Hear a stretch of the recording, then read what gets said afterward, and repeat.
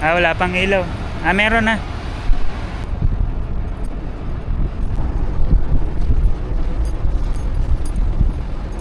Wala pa. Yung dugtungan ng itim tsaka pula, hindi pa naguguhitan ng parang brush or roller.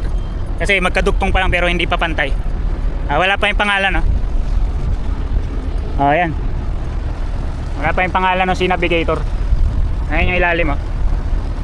Sa mga magtatanong, ayan, oh, yung pinagpapatungan. Ano yung pinagpapatungan ng barko? Bakit siya nakapatong? Ang tawag doon, keel blocks. Search nyo na lang. Parang kahoy yun sa ilalim. Ayan, oh, pinakailalim. Ilalim, tas sa gitna, nakabalagbag yan. Diyan nakapatong yung barko. Natin doon sa unahan. Ayan, napinturahan na siya. Napinturahan na. Tingnan natin sa forward kung ano. Ayan, oh. Wala pa nga lang yung ano. Ayan ang ilalim. So yung dugtungan hindi pa siya nakaguhit. Nakapatong lang siya pero wala pa siyang guhit totally. Papunta tayo doon sa forward. Ayan pa nga yung kadena, oh. Mapapansin nyo may puti-puti kasi namarkingan na yung mga per shackle. Yung puti na yan, minamarkingan yan na 1, 2, 3 shackle. May mga, bawat shackle, mayroong measurement yan kung ilang shackle na. Ayun na, may parang puti-puti. Ayan, so ayan na yung barko. Hindi pa napangalanan, baka bukas ng umaga tapos na yan. Nalagay dyan, Navigator. Ayan. Ayan yung parang huso na yan, ayan tawag dyan, bulbous bow. Bulbous bow. Ayan yung keel blocks, oh. Ayan.